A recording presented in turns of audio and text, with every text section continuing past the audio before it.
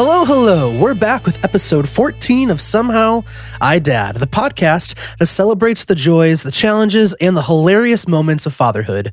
Join us as we dive into the world of dads, sharing stories, advice, and insights on navigating the wild journey of having kids. Whether you're a new dad, a seasoned dad, or just curious about the dad life experience, this podcast is for you. So grab a cup of coffee or a nice glass of whiskey, sit back, and get ready to laugh, learn, and connect with fellow dads on this adventure. Welcome to Somehow I Dad. I'm Garrett, your host, and joining me today from Ohio, Gordo. What up? From Alabama, Sir Tyler Giddens. Tyler Giddens, 26-year resident, Birmingham, Alabama, 256, signing in. Rest in peace, Gail Lewis. All right, I was not ready for that. From Seattle, TJ Weaver. I'm not concerned about my age. I don't feel a day over fabulous. Hey. And also from Seattle, Alexander Minton. What's happening, everybody? Wow, those intros that was next level, guys. Yeah. I got to work on my intro. Okay. Note to self, make an intro. Tyler, can you give me some insight into Gail Lewis and the legend that you've been texting me about all day? Tyler, did you write that down? Yes, no, maybe. Why? Almost spit out my coffee. So Gail Lewis is the greatest Walmart associate to ever live, right? So there's this video Gail going signing around. off. Yeah, Gail Lewis signing off. Dude, no way! I saw that today. He goes, I was like, attention Walmart, this is Gail Lewis, 10-year associate, Morris, Illinois, 844, signing out. And then gives like the biggest grin as she's walking out. And it's hilarious. They're That's like photoshopping her style. face. Yeah, they're photoshopping her face on like Tom Brady's body. Or like Michael Jordan's famous dunk, like with his tongue out. It's like her. These soldiers posting up, like taking shots. Like it's hilarious. I saw one where they photoshopped her onto Richard Sherman when he got that tip in the NFC Championship game. And she's just like full extension. Just, yeah. It's a full highlight tape, music and everything. Attention Walmart, this is Gail Lewis, 10-year associate, Morris, Illinois, 844, signing out. Good night. So today was an end of an era for me. What you just saw was me signing out for the last time at my Walmart that I have worked at for 10 years. It's a happy sad because I'm going to be going to a better job. And those people became like family. I've been through a lot with them. They watched my back. I watched theirs. They helped me out. I helped them out. We even went through a pandemic together. It just hurts, but it's a happy sad. Because where I'm going to be better off where I'm at. Was that your store, Tyler? No, that was Missouri. No, it was Garrett's store. Garrett's. Morrison, Illinois? Is that what you said? Morris. I think that's fairly close to me. Let's Hey, go see if you can track her down. Get an interview for the pod. Yeah, bring her on. But you said Like rest in that peace. dad. Is she still alive? No, she just quit. No, she's not dead. She just quit. So I mean, I guess R.I.P. Return She's if dead. possible. She's dead. to all Return of if the Walmart. possible. We miss you, Queen. It's about an hour and 45 minutes away from me. That's not bad. You get there if you start. I wonder, nice. I wonder if that store saw an increase in sales after that video. Bro, there's so many people walking into that store taking videos. They're like, have you seen Gail? They're like, who? In like a month or a year, there's going to be like a bronze statue of her in front of the store. Hashtag That's sales amazing. for Gail. Yeah, sales for Gail. Like a Walmart chant to get hired. For Gail. Well, thanks for the insight on that. That's amazing. You're welcome. So, how are you guys doing? How was your Thanksgiving? I know that was, we're recording on Monday, November 27th. So just a few days after Thanksgiving. So, just want to recap and see how your little break was on Thanksgiving break. It was pretty normal. It's a decent little get together at my mom's house. She cooked. Food was great as always. She makes this like fantastic red velvet cake. And usually when I try somebody's red velvet cake, it tastes like chocolate. It's not supposed to taste like chocolate. It's supposed to have like chocolate. You know red velvet is chocolate with just red dye, right? No. See, that's where everybody goes wrong. That's not how you make it. That's literally what red velvet is. No, that's not how you make it. Hey, listen. As a guy who went to culinary school, that's exactly how you make it. Okay, well, you're wrong. Okay. That's not how mommy makes it. Okay, so you're wrong, and it's okay to feel bad about it. So she makes hers a different way, and it still tastes like chocolate. Is that what you're trying to say? No. It does not taste like chocolate. Like you can tell there's cocoa powder in it. So it's not red velvet. It's just red cake. It's Southern velvet.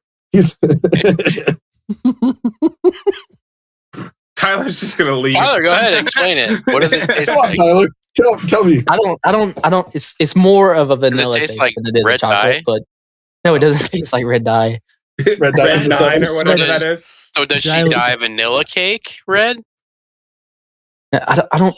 She doesn't like take a vanilla cake out of the box and dye it red. Like is that cake of from scratch, homemade. I love me cake, some red dye 40 cake. behavioral issues and everything. That's my jam.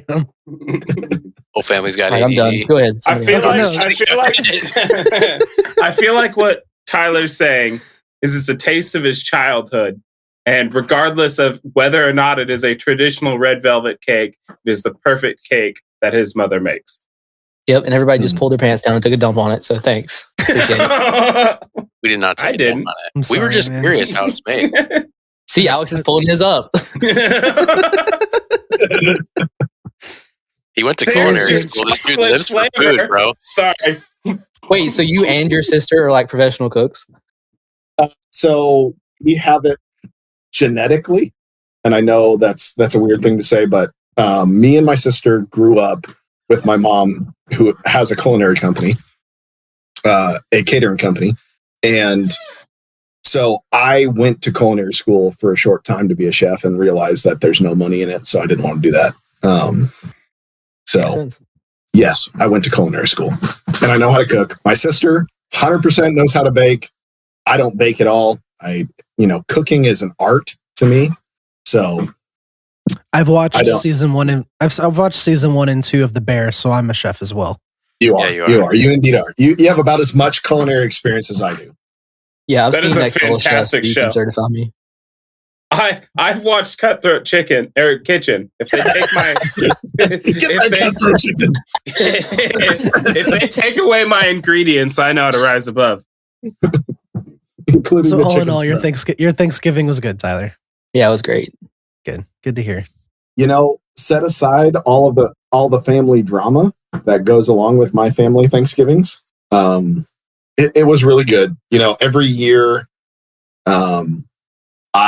we do Thanksgiving, and most of my family lives here in Washington, so we all come together, and it was really good to see some folks and connect with some folks. And then for me, just personally, there's a hunting season after Thanksgiving in Washington that goes from really the Tuesday before Thanksgiving until the Wednesday after Thanksgiving. And so every year I just take a couple of days to get away, chase some animals, but really it's more of a me reflection. I usually do it by myself, and I'm up in the mountains just connecting with the Lord and kind of refreshing for the year. With my work schedule and everything, it's pretty intense, and church obligations and ministry obligations and all that. So having a couple of days to just go be in the mountains, not have service, and reconnect is important for me. So my Thanksgiving overall, I counted as like Thursday through today, and it was really good. Is it deer season, or what season is it up there for hunting? Yeah, so it's archery mule deer. So Okay. I'm not in the Midwest. We do have whitetails, but it's mountain mule deer. So I had to climb my fat self up to about 5,600 feet and try and make it happen, which didn't happen this year, but it was a good time. How was the new Nice, I'm glad to hear stove? There were two things said there. I have no idea what you all said. Did you see any creatures? Yes, I had two really nice stalks on mule deer, and we're going to go like for a second down into the deep hole of mule deer hunting. Mule deer are not like whitetails. Like you spot them in their bed, and then you make a game plan. It's like chess. So it's apex predator versus animal that's trying to live, and I'm like a mediocre apex predator. So with that, I stalked a couple of deer for most of a day and got close and got more or less within archery range, and just couldn't make it happen due to the wind and stuff like that. But it was a ton of fun. I appreciate your deep dive on hunting, but what Gordo meant to say was, did you find any Bigfoot Cryptids. or Wendigo? That's really what he was asking. Yeah. And So Nephilim. in the secondary creature category of things that do not exist, Oh my god! Whoa. at least You can go ahead and- Whoa. Bigfoot and the like, Nephilim, we can have another, Gordo After Dark conversation, but You're gonna see one now, bro, because you said that. You've done curse yourself. listen, Don't ever go I'm back in down. those mountains. I'm 100% down to see it. I'm 100% Man's down gonna to get see it. you. Yep. If But Mothman I comes did- down and swoops you up, bro, don't be calling me up there in the air. I did not see any non-standard creatures for that neck of the woods. I'm not trying to get messed up in Mothman's business, man. Like, Yeah. He could stay in Point Pleasant. Thanksgiving was good. I feel like I've previously stated on the record that I think Thanksgiving food is horrible. amen. There is very little good about Thanksgiving food, and I also tend to be the bah humbug of you should have that attitude of Thanksgiving throughout the year and not fake it for a holiday. So I know I'm kind of Scroogey, but I did enjoy spending time with family. We do Thanksgiving a little crazy in our house because my in-laws, Alex's parents, live like 8 minutes from my house, and my parents live about 10 minutes from my house. And so we do one Thanksgiving with Alex's family, and then the next day we do a Thanksgiving with my family. And then this year, Em was like, I want to do a third Thanksgiving at our house with just the me, her, and the kids. So we did 3 Thanksgivings in 3 days. And that was a little exhausting. Did you have traditional Thanksgiving food for all three? My parents and my in-laws, yes. My wife catered to my stunted palate, if you want to put it that way. No, it's So- refined. Chicky Taco nuggies. Bell Thanksgiving. Hiya! No, she made me a steak and like Oh, man, that's a meal to be thankful for. steak with 6 cheese mac and cheese Oh. and And a red velvet cake. no, she made apple turnovers from scratch, full puff pastry and everything. It was Oh my freaking delicious. gosh. That's amazing. But yeah, no, it was good. It's just a lot with 4 kids to get them out of the house, and like Yeah. we try very hard to keep the kids in a routine. And when you put that much time outside the house, the routine kind of splinters a little bit. And they're so excited for the holidays, they're not really sleeping all that much. So attitudes and Yeah. emotions tend to peak. And so it can be a little exhausting, but overall, I love the holidays for family that I get to spend time with on, like, that you normally wouldn't get to spend that much time Yeah. around them. But the food is garbage. Amen. I generally Gordo, think that the there's- food. Except for a very vanilla-y red velvet cake. I'm all about Tyler, I saw you cook the turkey, by the way. I did cook the turkey. It actually turned out really Yeah, good. bro. I don't even really like turkey that much, but it How'd did you turn cook out it? pretty well. So I put it in a cabinet smoker for about 4 hours. We just did it was like a turkey breast. So it was like boneless, 4 pounds. So it's only a couple of people that eat it anyway. And then I cooked it for 4 hours and then put before I brined it overnight in a honey barbecue rub nice. and a little bit of honey to make it stick. and then I cooked it for 4 hours, and then I put a honey and brown sugar glaze over the top, put it in the oven for 10 minutes just to crisp it, just make it real well done, and then pulled it out, and it was super juicy. It was really, really good. Heck yeah.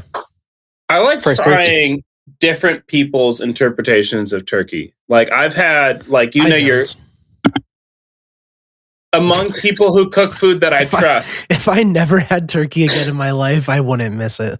Listen, So turkey is possibly one of the most trash birds there is. Like, yeah. Okay, side conversation. I've been asking some people at work this question. If all birds were to disappear and you never saw a bird again, how long would it take you to notice? well, first thing, I've Okay. noticed birds it aren't for a real. long time. yeah, they're not pretty real. quickly because the government surveillance system would fail. Would crumble. If I never saw a bird again, if nobody else pointed it out to me and was like, hey, I haven't seen a bird in a while, it would probably take me 3 years at least. I hate birds. I will always love. We're getting So shut down.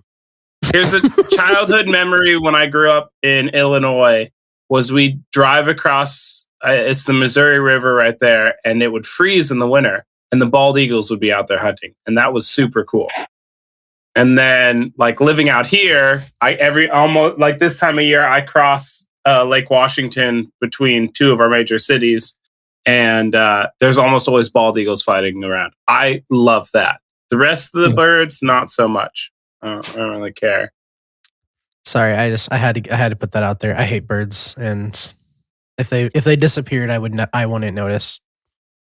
Except birds eat a lot of the mosquitoes, so I do support that. The mosquitoes were going crazy, so she said there was no way. No way. Gordo, how was your Thanksgiving? It was good, man. It was. We didn't really do much. Just went to my parents' house, had Thanksgiving over there, Nice. and that's about it. The food was good. I traditionally do not enjoy Thanksgiving food, but for some reason this year, maybe just the gravy. I don't know. I just poured gravy on everything, and it was fine. Yeah, it was fine. But Nice. yeah, 4-day weekend, nothing real eventful. Just chilled out and slept a lot. That's about it. Heck yeah.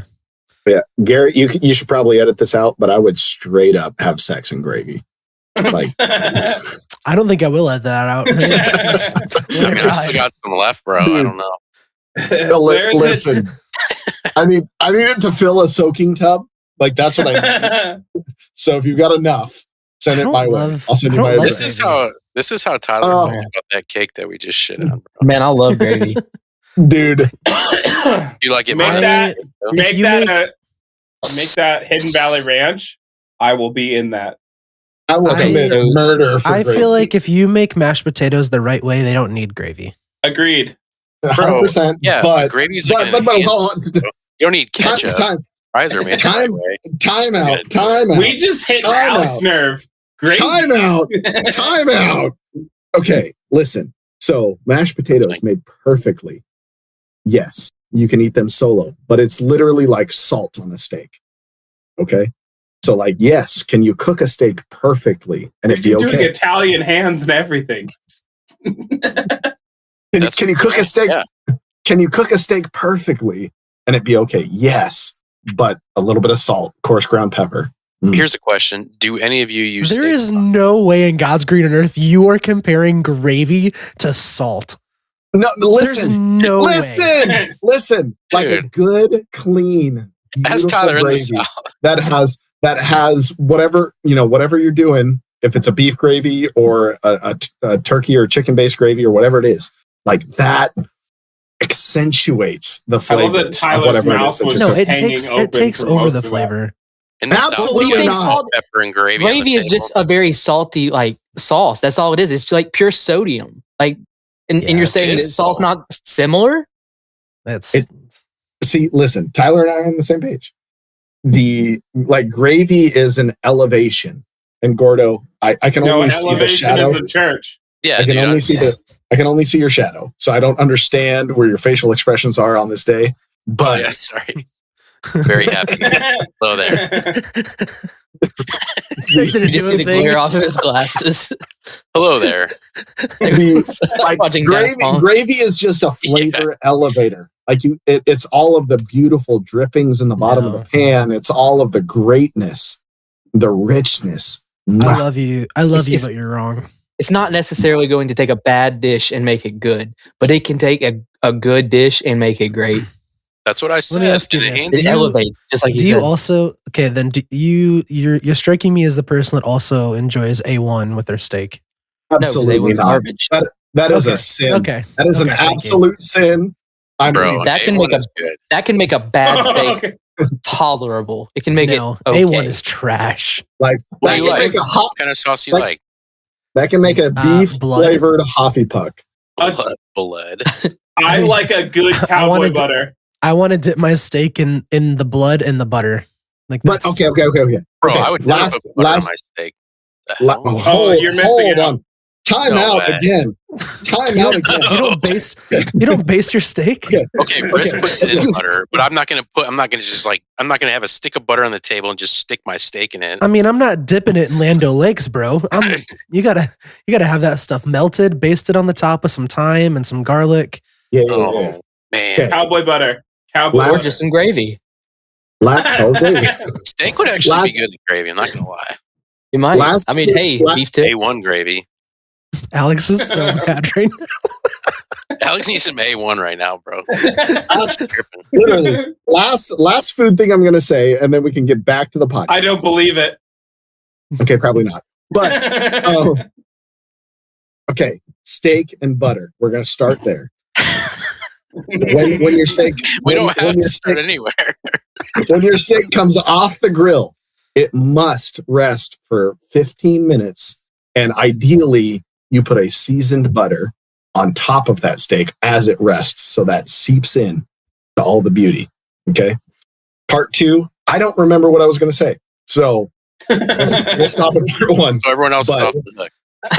Thanks for the butter tip. Yeah. Personally, the only good gravy is the gravy that goes on biscuits. Amen. I like brown gravy. God bless America. That is freedom in a breakfast.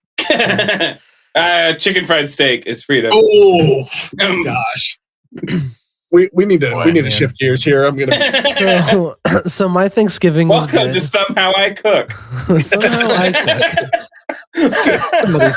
Somebody's cooked here. My Thanksgiving was good. We just went over. We had the morning to ourselves, which was nice. We didn't meet until like 4. So we had the morning to ourselves just to take it slow and just hang out around the house, which was super nice. But man, the food this year, I already, you know my sentiment. I don't love Thanksgiving food. It's trash. But this year we hit an all-time low. It was super trash. I barely ate anything. So our initial plan was like, everyone come at 4 with your sides ready to eat. So that's what happened. We all came at 4, ready to eat, all of our sides hot. Great. Well, my dad was in charge of the turkey and was going to smoke it. She did last year. It was great. I mean, it's as great as it could be for turkey. I'm not, So we get there and my parents are just kind of in like a frantic mode. Like, I was like, what's going on? And my dad was like, so I didn't really check my pellets before I started the smoker. And next thing I realized the smoker was at 50 degrees. So then he had to get pellets, put pellets in it, and then he upped the temperature to try to make it cook faster.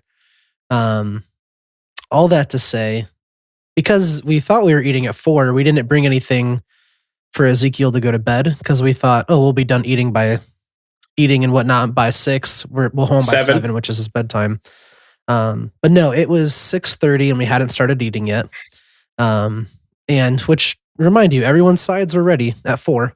It's 6:30. We haven't started eating yet.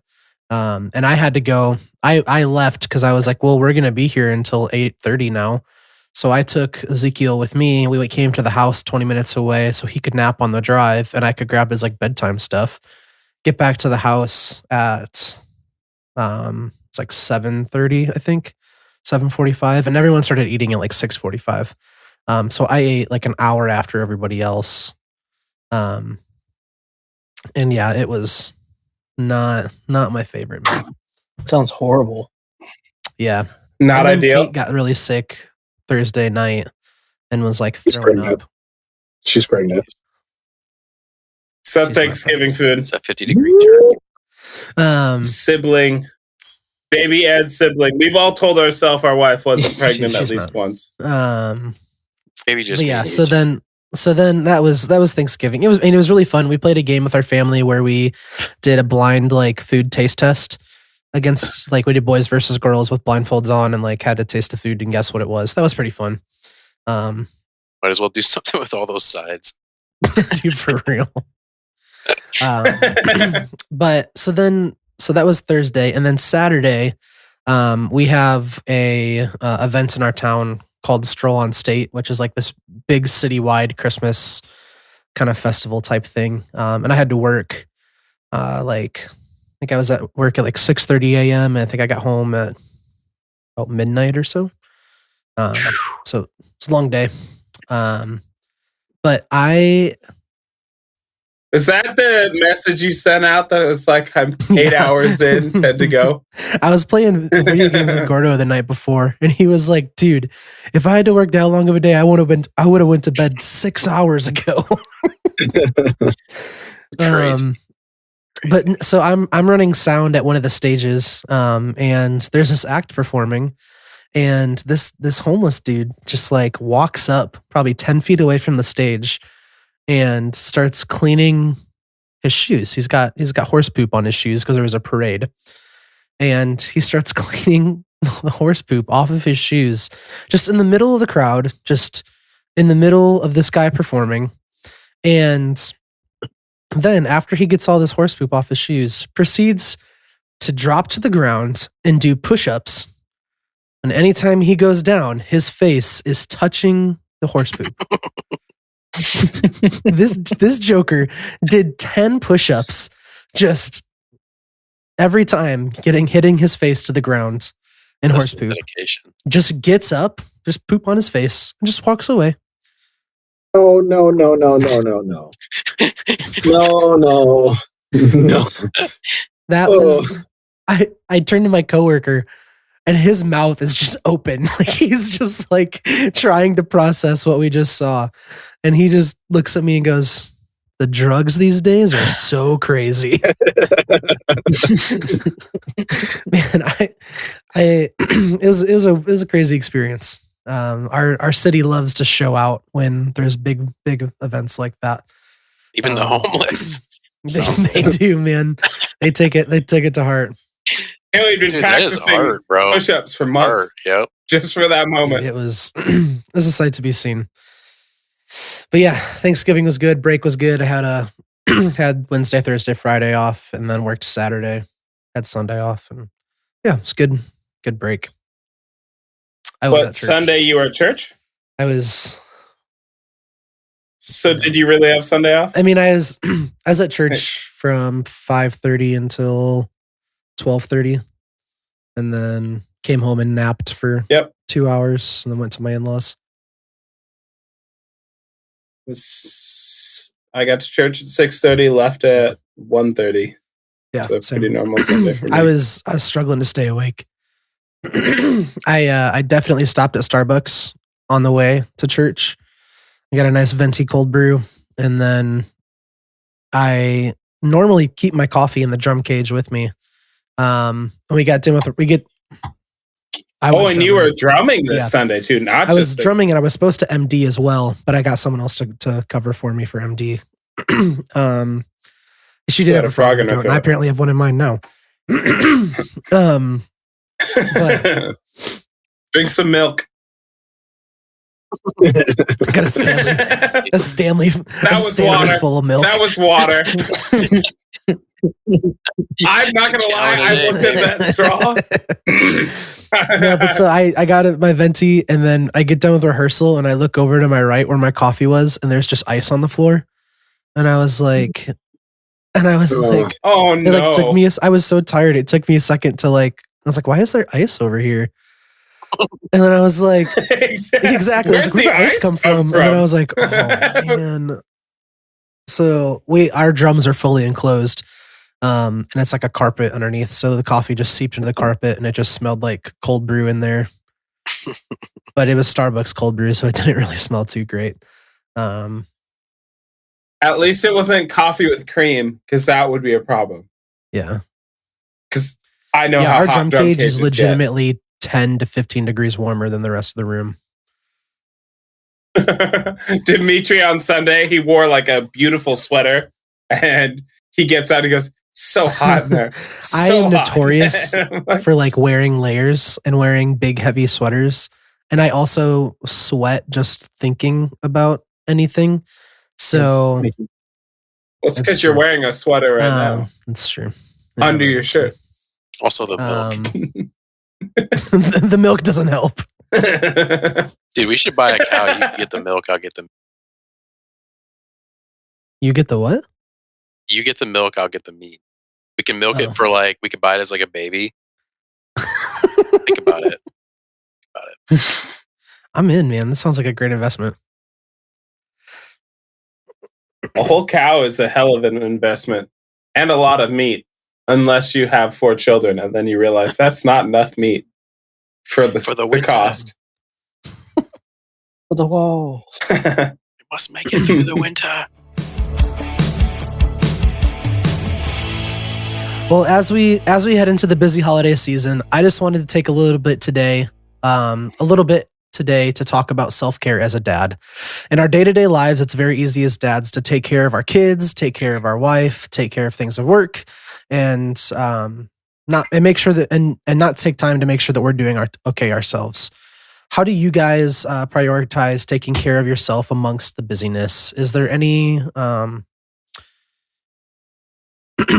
man, I did not spell check any of this when I wrote this down.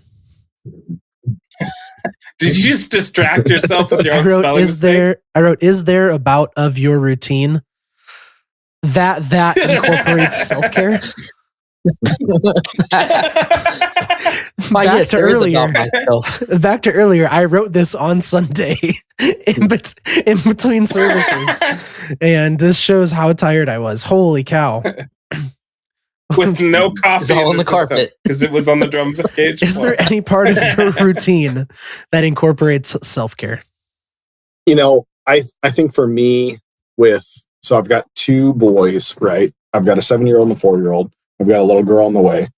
And for me, with my busy work schedule, I've been real focused around that specific topic, which is self-care. Because we have this machine that is us, and we can't be the best dad we can be, the best versions of ourselves, if we aren't focused around improving ourselves. So Absolutely. for me, it really is very systematic, because that's how I operate. You know, for me, it's systems and processes that make me, and that's what I do on a day-to-day. So I systemized my everything in order to make it realistic for like functionality, right? Because I'm not going to be the guy over here like David Goggins being like, I wake up at 3 a.m. and run a marathon. that's just not realistic. Yeah, for like the everyday dad who's going to carry the boat, right? So for me, it looks like I wake up at 4:50 every morning, and my work day starts at 7 a.m. So I have, my coverage is in 2 different time zones. So I start getting work calls at 6 a.m. So that's not necessarily everybody's experience, but for me, I've got to be up and have just like a quiet, slow morning. And so for just for me personally, I've got to get everything and all of my priorities set in the morning. So that looks like me getting up, just kind of mulling through the morning. My 4-year-old wakes up with me. He's up and around, following me around, making my coffee, doing all that kind of stuff. And so like at my house, I have a gym and a sauna, and not everybody has that. I understand that. But so I have a gym and a sauna. And he'll follow me through the morning. So he'll follow me to make my coffee. He'll go sit in the garage while I'm sitting in the sauna and having my quiet time. Because that's really a critical part of my morning, is just like, hey, I've got to have this moment with me and the Lord, where I sit in my sauna. That's where I do, the Bible app produces a daily, scripture or whatever. I'm not trying to overcomplicate it. So I literally just take the Bible app scripture and I just meditate on that. Yeah. I'll sit in my sauna and just think through how that applies to me, my current life, all of that kind of stuff. And then I'll, exit my sauna while I've been drinking my coffee. My boy's sitting there. Him and I chat in the garage for a little while. And then he follows me upstairs, wakes his mom up at right around, 5:30 or so. And then for me, there's a lot of wisdom around cold, like from a applications perspective. So for health and wellness and all that kind of stuff. And I don't want this to become a fitness podcast, but I'll go and jump into a cold shower after that, because that really wakes me up. So it's like cold and caffeine. Those two things fully wake me up, and I'm here and I'm present and I'm ready for the world. And I get into that workspace at that point where it's like, okay, I'm taking my first call at 6:15, whatever it may be. And then I get into my day. And I think that morning routine is valuable for me, but really for my sons and my soon to be daughter, it's my evening routine that is really valuable for them. Yeah. Where, I have my work day and I have a set music podcast system where I have a 45-minute drive to and from work. So I have just about an hour to get myself present, which I feel is super important for me to disconnect from my work life, because I can't walk in the doors of my house as work Alex, because work Alex is kind of a dick. So, and so I put all these things in place to like prepare me to walk in the doors, because I want to make sure that work Alex is left at the door and present dad is there when I get there. So that's good. I'll do a lot of work for me in that 45 minutes. It's podcasts, it's affirmations, it's music, it's whatever it is to get me to that door. And I make sure that I'm done with work calls 30 minutes before I get to my house. And so that when I cross the threshold of my house, like work Alex is checked at the door. Yeah. And I walk into the house, and I'm not perfect with this at all. Sometimes calls go late, things happen. I'm sitting in the driveway on the phone, whatever it may be. But I want to make sure that the me that crosses that threshold is just dad. Like, it's not the guy who works for XYZ industrial supply company. It's not the guy who works for XYZ church. It's just Alex. It's dad. And so I really work hard to be present for them, because they only get me for a couple hours in the morning and a couple hours in the evening, because my boys go to bed relatively early. So that's kind of my daily routine to make sure that I'm present for them. It's not necessarily the best for me, because it's there's only 24 hours in the day. So the subtraction I can't take away from them. I can't take time away from them. I can't take hours away from them. I can't take hours away from my wife. So it has to be time that is extracted from sleep on either end, be it, staying up later or waking up earlier. Yeah. And so that's the gist of my morning routine / evening routine / self-care routine, where it's like, my whole focus is around me being present in the moments that really matter. I love that. Yeah, that kind of makes sense, because I work overnight, so I don't really get to see my kids much on the 4 days that I work. On the 3 days that I'm off, I get plenty of time, because I get 3 days in a row and then half a day on Tuesday before I go into work. But when I get home, I usually get home like 9 a.m. And I try to come in, and the first thing I do is go see my girls so I can at least spend some time with them. Some dates I don't get to see them because Ashley may already be at work by the time I come home. So the girls are with my mom, so I don't even get to see them that day. But if they're here and I'm here on time, that's the first thing I do is I come in and I see them, talk to them, play with them for a few minutes, even if it's for 20 minutes before they're up and going to town or doing whatever, I spend as much time with them as I can for the time that I do have when I'm at home. I think that's really important, like you said, to take the time that you do have and spend it with them. So that's one of the routines that I have when I do work. And then when I'm off, I try to spend time with them each day. Even though me and Ashley might have separate schedules on our off days where we have different plans where we're doing different things or have to go do different things. At some point during those days, we're spending time with the kids so we can make those connections and be there for them. Heck yeah. For me, because I also wake up early, but my kids don't go to sleep as early as Alex's. Like I can hear them currently running around still. It is more, I do like the idea. I mean, I've said it many times. I have a fake job, so I'm home before the kids get home every day. But for me, I do really like what you said, Alex, about that availability of spending some time as just a dad with them. But to the original topic of like personal care, honestly, I have learned to really cherish my time in the morning because I'm like a building inspector. So I go anywhere pretty much within 100, 200 miles of my house, usually closer than that. But so I like to take advantage of that time as my like either listening to a podcast or listening to worship music or even like a little like Bible audiobook kind of thing, because that is one of the ways that I try to maintain my focus on what is actually important as opposed to the stupid people around me driving in traffic or how stupid the traffic might be. And then a lot like Alex said, that I don't want to ever put my work frustrations and introduce that into my family dynamic. If I had a bad day at work, I need to be able to deal with that, address it, and not like be short with my wife or short with the kids because I had a bad day at work.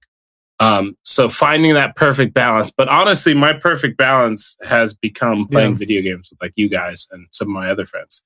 Because I'm not going to go to a bar. I'm not going out to friends' houses every night because I want to be present for my family.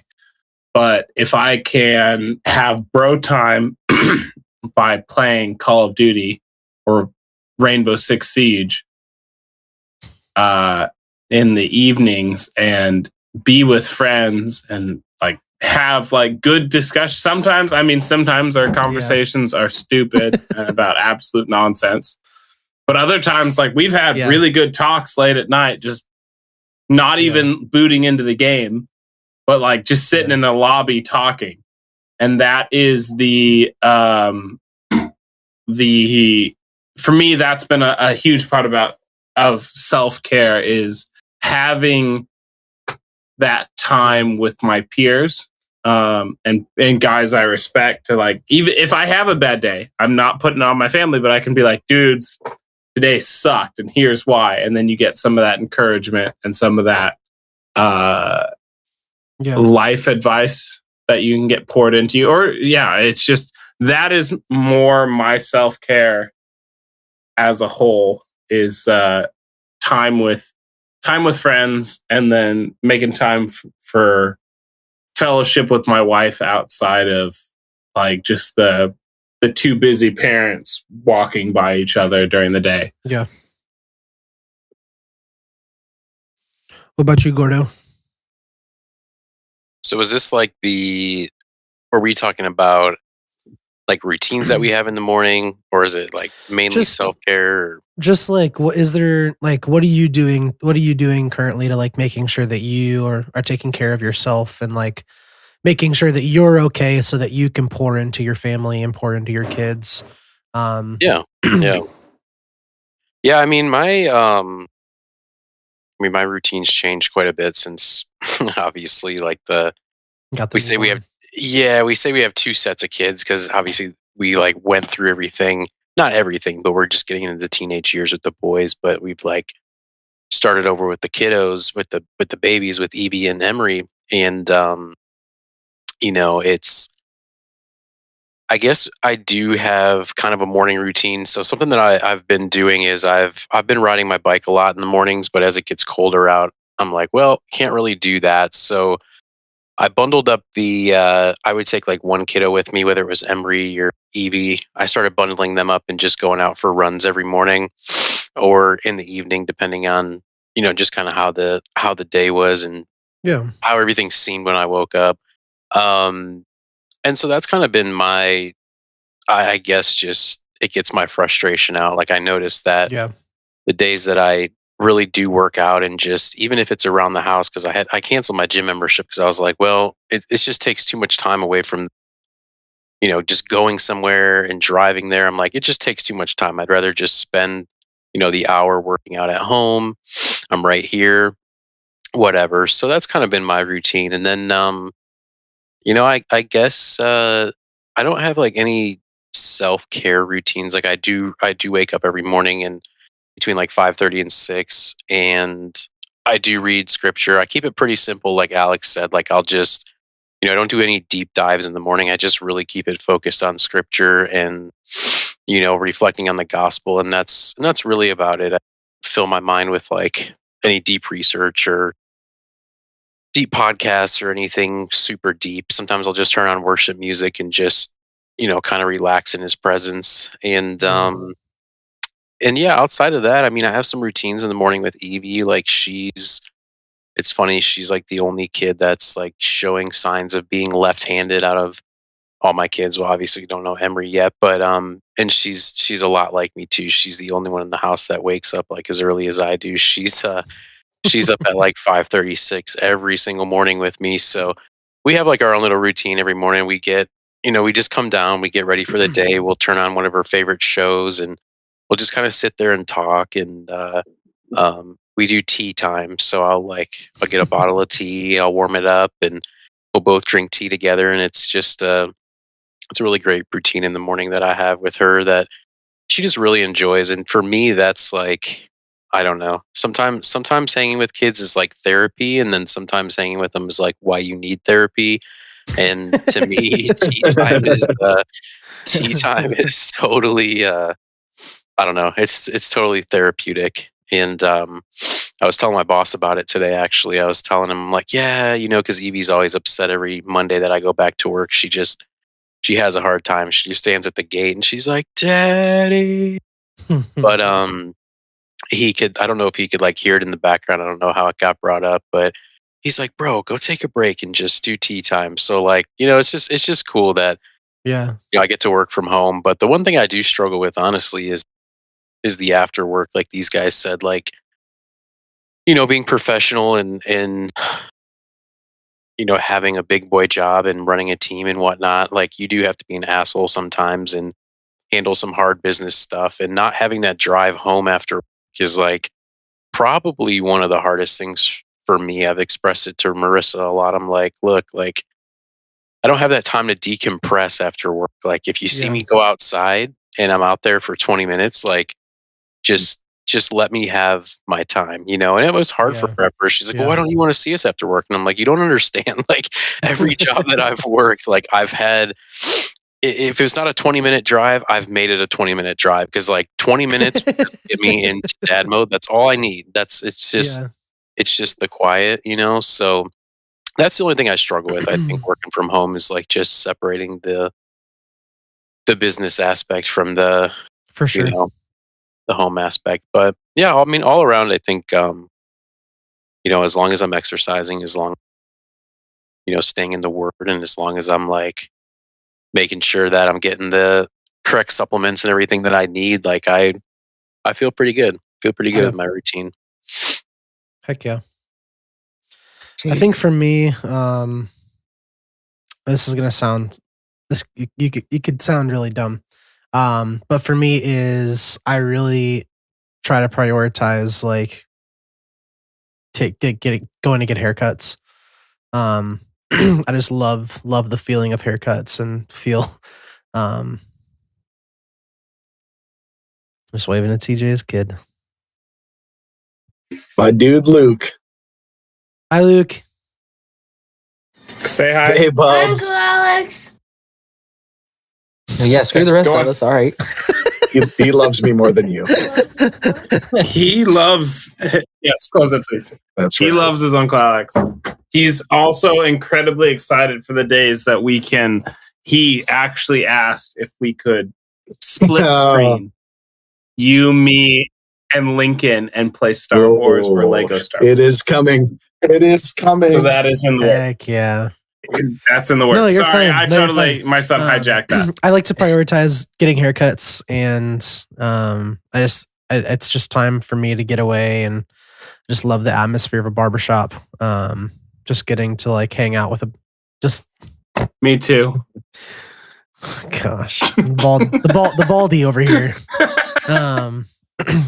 I know. I couldn't help Barbershop myself. of That this was bad. low hanging fruit, Garrett. I'm sorry. I just love the vibes of a barbershop, and just getting to hang out with a bunch of dudes. And I really like taking care of my beard. That's one thing that I like doing in the morning is just taking some time to like just make sure that that I present myself well at work or whether that be whatever I'm doing. I just like to present myself well. Yeah, and then definitely playing video games and just having some time to decompress and feel like I can turn my brain off for a little bit and just hang out with the boys.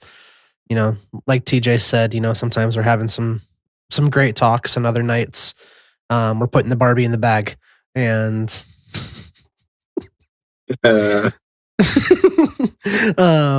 but yeah, it's nice to be able to have some guys, and in the podcast too, having you guys to be able to talk about this stuff and talk about being a dad and the joys and the ups and downs. And we're all in a group chat that is I was literally about to say that even the group chat is sometimes just the perfect thing I I'd say needed it's for the day. 90% ridiculous memes and TikToks back and forth. But there's definitely a lot of times we'll shoot a text in there and just be like, hey man, like dealing with this, can I get some prayer for this? And I think having a group of guys to just to be able to talk through stuff with that they're kind of going through the same thing as you is really helpful. I think whenever you start to try to do things by yourself or keep things in is when it gets really stressful. So for me, it's really nice to be able to have some friends to be able to talk through that stuff with. I wrote, what's up, TJ? Oh, I was just thinking in like the realm of that I've seen so many TikToks recently that it's like male. I know the word is going to throw like weird vibes just because of the modern use of it, but intimacy between men is not encouraged in today's society. And you got to find that group of people that you can talk to and be like vulnerable and honest about your shortcomings or your failures or your struggles. Because I think of that more in the realm of like the Bible verse about iron sharpening iron. Like if there is no risk, or if you are not at a certain level peers that are potentially going through the same thing or have struggled with the same thing, then you're just talking to a group of people who are going to hype you up and talk down your struggles. Where if you have somebody or a group of people that are like, yeah, you messed up, but let's talk about it. Let's get you better. Yeah. Like that is huge and not something that is encouraged in today's world. And that's that in self-care. A lot of that is, I think personally, having people to talk to if you've got successes, people that will champion your success honestly and mean it. And if you have failures, people that will hold you accountable but not in the realm of putting you down, but in the realm of let's build you back stronger, you know? And that I think is a huge thing missing in today's men, because society wants you to just be a baller all the time. And you've got everything together. You're killing it. And yet the reality is a lot of losses before you I get think your one wins. thing that I try to prioritize, kind of going off that, is I'm very intentional to make sure that I'm not the smartest guy in any room that I'm in. I always try to tell myself, like, if I'm the smartest person in this room, that I'm doing something wrong. Like, I constantly want to. Yep. If I'm the I've thought about that as a musician. If I'm the best musician, I'm not where I need to be. Life, like this podcast is a prime example. Like, I've surrounded myself with other guys who are further down the road than I am, that are way better at being a dad and figured this whole dad thing out. And I do that in my work. I never want to be the smartest person at my job. I constantly want to be learning from people. I constantly want to be asking questions. I never want to be the best musician or the best whatever at my church. Like, I constantly want to be asking questions and improving. And like literally every area that I'm of my life, I never want to be the top of the totem pole. Like, I always want to be learning. I always want to be growing as an individual. Well, I think it's important to surround, like, regardless of whatever position you're in as a man, to surround yourself with people that are better than you in categories, right? You know, it's like, I'm a business leader and I'm a ministry leader and I'm also a father, right? And all three of those categories, it's like, yes, I should be the top dog on the totem pole, right? It's like, I'm the guy who makes the decisions in all of these categories. And I had one of the gals who's our marketing director for young adults. And she was like, Alex, you're the top cheese. And I'm like, I get what you're saying, but you are so much better at what you're doing than I am. Like, I can literally communicate what God has said to me to other people. That's my job. And then organize you, all of you together around a singular vision. Yeah. But y'all are so much better than me. Like, literally our head of worship. Obviously, I can't sing worth a, like, I was going to say a bad word, but I'm not going to say a bad word. I can't sing at all, right? I have that is not my spiritual gifting. That is not my worldly gifting. That is not something that can be trained in me. The only singing that comes out of me is on my road trips home from work projects or in the shower. Those are the two opportunities that the world gets to hear me, and it's in my isolated. Do you feel like a man when you push her around? There it is. See, I was thinking, take me home.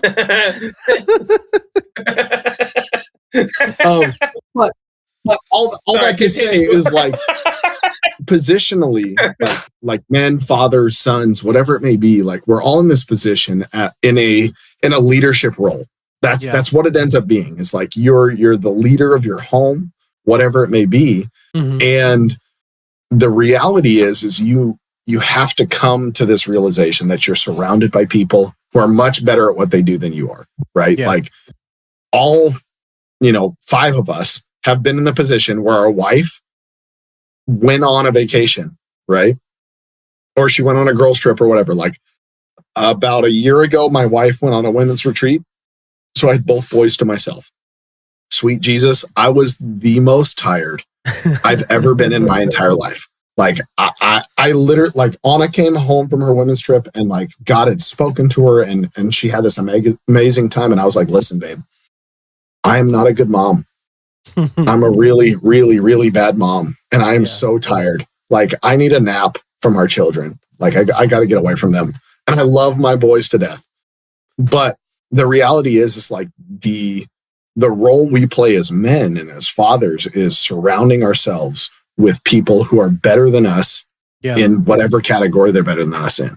Yeah. And it takes a level of humility to get to that space where it's like, okay, I'm comfortable, not like my ego is set aside and I'm just okay with you being here and deferring to you and your expertise. Like, I'm not going to tell my wife what vitamins my kids should take, right? I'm not going to tell my wife like XYZ. And same way in my ministry and in my business is like, I have guys and gals that work for me that are much better at what they do than I am. I'm just really good at organizing, herding the cats. That's my job. I herd cats real well. So I don't know where I was going with that.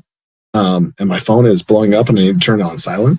But I don't even remember what you said first, Garrett, but I just went on a tangent there for a minute. I was listening to you and forgot what I said as well. Oh, perfect. Beautiful. I think just beautiful. surrounding Self-care. yourself with people. It was about people being better than you. And if you thrive on being the best in the group, you will never improve. One of my worship leaders said, if you don't move, you rust. That's good. And that is stuck in my head for like 15 years. Was just like, if you're not improving, you're, by the rules of thermodynamics, you are regressing. Yeah, that's good. So, well, also to add to that, like, just because someone else is not better than you at something doesn't mean they don't have something that they can teach you. Yeah. Garrett, you're a fantastic drummer. Like, you're very, very good. Like, I'm a huge fan of your church, so shout out to City First. But if TJ walks in, I don't know how much drum knowledge he has, but if he walks in and he knows something about drums, but that one thing that he knows is something that you didn't know. Yeah. Well, he furthered your knowledge right there. So I do agree. You should surround yourself with people that are better than you at everything, but also don't take for granted the people that you are around that you can mentor and that you can learn from at the same time. Stay humble enough to learn from anybody. Right. Mm-hmm. Yeah. That's good. There's always an opportunity. Is absolutely, like kind of the MO that I live by is like, it doesn't matter if it's the guy I hired yesterday or someone who's worked for me for 15 years. Yeah. There's always something that you can gain from an experience, right? It can be an interaction with a pastor. It can be an interaction with your kids. It can be an interaction with whomever, right? There's always something. There's my nieces in the background. AJ, I freaking love you. Thea, my freaking cannonball little lady. But there's always something you can gain. Hey, sweeties, I love you. Sorry to ruin the podcast again. Your kids are so cute. But there's always something you can take away from someone, even if it is just, a general interaction, right? Yeah. You have a conversation with the guy at Jiffy Lube and it has no spiritual substance. It has none of the things that would be a hallmark of a growth moment, like just the interaction with someone. Like God can speak through people to you and give you an opportunity for growth, right? Yeah. So it's like, I take all those moments of like, man, and that's ultimately kind of the topic of this evening is self-care, right? Is like being open enough to hear what God is trying to teach you in every moment. It can be at the self-checkout in Safeway. It can be whatever it may be, but it's just being open to receiving that growth opportunity. It is critical. Because God used a donkey. He can speak through an ass. He can speak through you.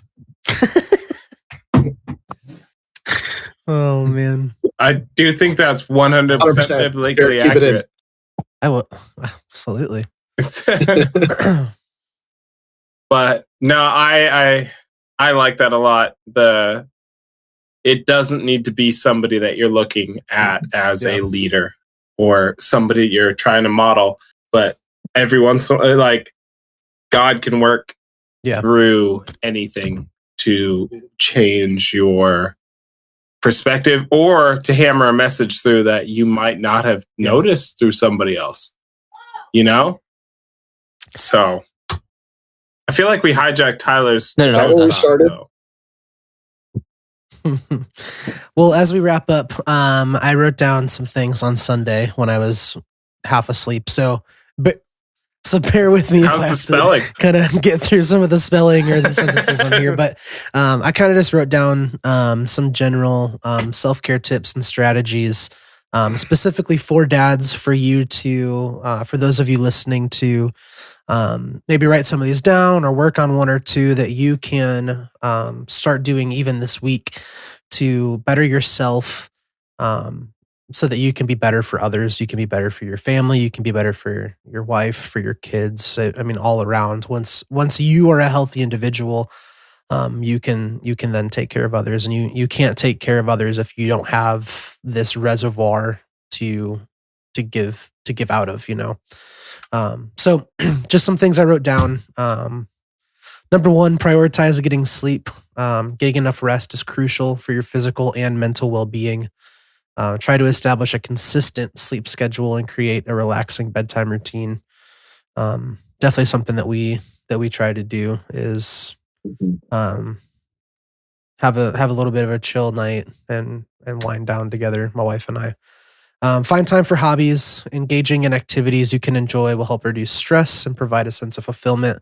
Whether it's playing a sport, reading, playing video games like us, painting, playing an instrument, whatever it may be, make time for your hobbies regularly. Exercise regularly. Alex could probably do a whole episode on this himself. Physical activity not only improves your physical health, but also boosts your mood and reduces stress. Find an exercise routine that works for you, what's realistic for you, whether it's going to a gym, going for a run, or playing a sport. Just do something to stay active. Number 4, I wrote down here, connect with other dads. Building a support network of fathers can be invaluable. Join a dad's group, attend parenting classes, or connect with other dads online to share experiences and advice and support. Caveat to that, I would say do not join the Facebook groups that have like 50,000 dads or 100,000 dads. Like I know there's the big Facebook page in the YouTube channel called Dude Dad.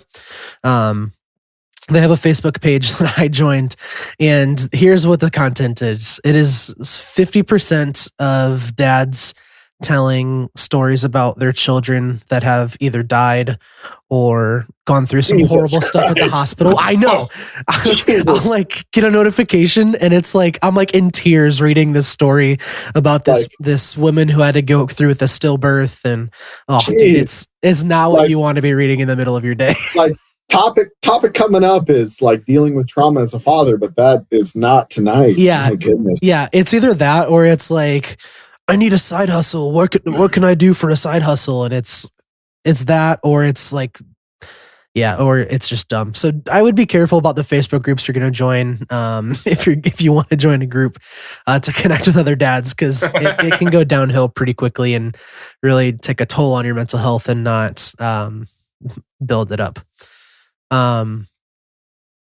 Practice mindfulness or meditation, taking a few minutes each day to practice some meditation. You know, for us, that's a lot of for us because we're Christians. It's praying and reading the Bible and taking time to kind of center ourselves and prioritize our mental with kind of what we want to align ourselves with which is Jesus. If you're not a Christian, and even if you are, there's some great apps out there like Headspace or Calm that can guide you through some short meditation sessions. Number 6, I wrote down here, delegate and ask for help. Don't be afraid to ask for help or delegate tasks to others. Share parenting responsibilities with your partner, involving your kids in household chores, or ask family and friends for assistance when needed. I think, guys, as men, this is really hard to do. It's really hard to ask for help and admit that, you know, we are having a hard time, or maybe coming to that realization that we're not good enough, and that's okay. Like you can't be Superman 100% of the time. It's okay to ask for help. And so don't be afraid to ask for help from your wife or in-laws or parents or neighbors or friends or whoever. Make sure that you're not overloading yourself, and but also be very careful of the sources you choose to listen to, because bad advice is often worse than no advice. it's just really important to build that retinue almost around you. No, you're fine. Sorry, I heard that and I was like, I've gotten plenty of bad advice from people that I learned more by not doing what they said was the great idea than actually like I learned what not to do because of what they told me to do. I'm like, One of my favorite sayings that my life group leader had told me when I was in like middle school that has always stuck with me is chew the meat and spit out the bones. And that's good. That's good. You know, if people give you advice, I mean, it really applies to a lot of things, but if people give you advice on stuff, you know, take what they say with a grain of salt and try to take what they say and take the good parts, but spit out the parts that you can't digest and don't. So we're talking about salt, not gravy? Both. Sorry. Second to last thing. You're fine. I'm sorry, Garrett. Second to last thing I wrote down here is take breaks. It's essential to take breaks from your parenting duties to recharge, whether it's a short walk alone, coffee date with a friend, a weekend getaway. Just schedule regular breaks to focus on yourself. And I would even say take breaks with your wife is huge. Something that my wife and I try to do that we've been able to kind of stick with pretty well, and it's been really great for us is every 2 weeks we try to go on a date night and have someone watch Ezekiel so that we can just spend time with each other and not have to worry about parenting duties. And then every 2 months, I think every 2 months we try to do like an overnight away where we can have a night away to ourselves and have Ezekiel with one of our parents. Take breaks. Because if you stop dating your wife, it's true. And man, I've gone through those seasons and it sucks. I think all of us can probably attest to that it's very easy to not prioritize your marriage. And when you go through that and you have that realization of like, man, I haven't sat down and talked with my wife in a few days or weeks, or for some people even months, like, man, life sucks when you're just living with a roommate and not being intentional. So definitely be intentional about your marriage. And even take breaks from work. If work gets overwhelming, when my last job, when I was working at a car dealership, I had to take breaks very often and just take a lap around the building and just breathe and focus on my breathing and focus on kind of removing myself from the situations that I was in. Horrible work environment, toxic as ever. So I had to do that, but it's important to do that even now. Last thing I wrote down here is to set boundaries. Establishing boundaries with work, family, and personal time is crucial. Learn to say no when necessary and prioritize your own needs, your family's needs, and your own well-being. Don't try to do it all. Don't try to be the hero in everyone else's life. At the end of the day, being your kid's hero is really, really what it's all about. There was a quote my dad told me. I think it was right before I went to join the Coast Guard. It was, if you try to do everything at all times, you'll do nothing well. And that has also stuck with me, because if you spread yourself thin, nobody's getting, like, you're not giving yourself to anything. And you're, like you said, you got to focus on your family, you got to focus on your spouse, because they should be your focus more than anything. That's what lasts. I think a good reminder is that self-care is not selfish. Taking care of yourself allows you to be a better father, a better partner, and a better individual. I was just going to say before you close, the best version of you is the you that you invest in. That's good. Where you don't have all these other things that compete for your time. The you that you invest in is the you that's you around your kids. Mm-hmm. It's you around your wife. So the time you invest in this, the nights where you get a little less sleep, the nights where, you gain a sleep routine, whatever it may be, that betters you for your future. Mm-hmm. Ultimately, overall, you want to be the best dad. You want to be the best husband. That's our goal as fathers and as husbands. We work so that we can be better fathers and better husbands and better providers. So the you that's present in that space is the most important. Yeah. The minor amount of time, the minimal amount of time that you have with your wife and with your kids is the most important space. That couple of hours, whatever it is, before and after work. So be the best you there and invest in that you so that for sure so that your kids accentuate the best virtues that you've been able to present. So invest in that time, if it is working out, if it is getting better sleep, but if it is meditating, if it is your kids seeing you study the scriptures, whatever it may be, like invest in that, because that's the transcendent time that you have. Your work time, you're not going to get to 80 and the guys you worked with be there present. It's the only people who are going to care about you is your kids and your wife. Yep. So there was that thing that I sent in the group chat that was like in 10 years, the only person who will realize that you worked overtime was your kids. And that stuck with me.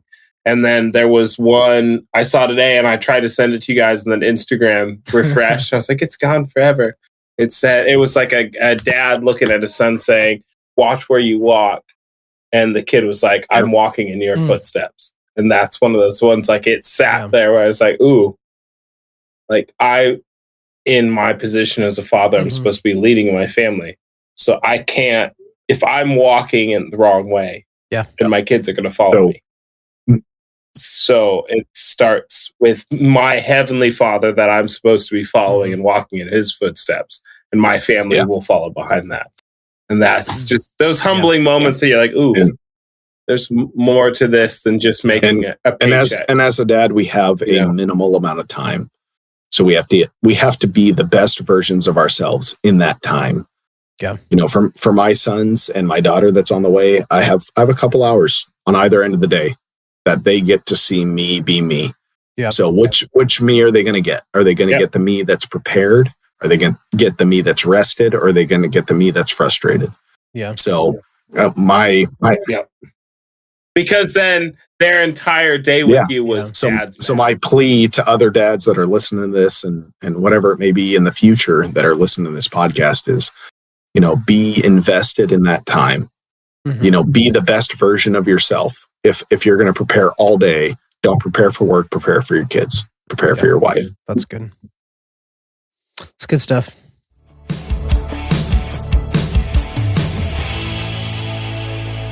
Thank you so much for tuning in to Somehow I Dad. We truly appreciate your support and the time that you've taken to listen to us.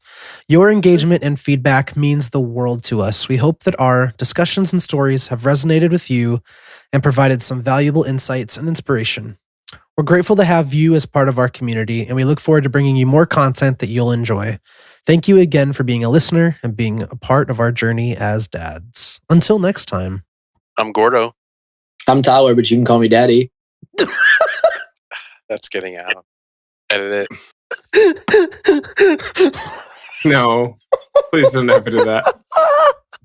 You didn't talk most of the podcast to say that. That's your contribution. First, like it's just. Wow. Wow. Actually, now Garrett, I kind of want you to keep it in. Oh my God. Somehow I Daddy. And I'm TJ. And I'm Alex. Enjoyed you guys. And I'm Garrett. Remember that being good enough isn't the goal. The goal is progress over perfection. Let's all try to be a little bit better this week than we were last week. Hey, you got this. Take care. Brush your hair. Love you. Bye. Keep it classy, San Diego. Bye.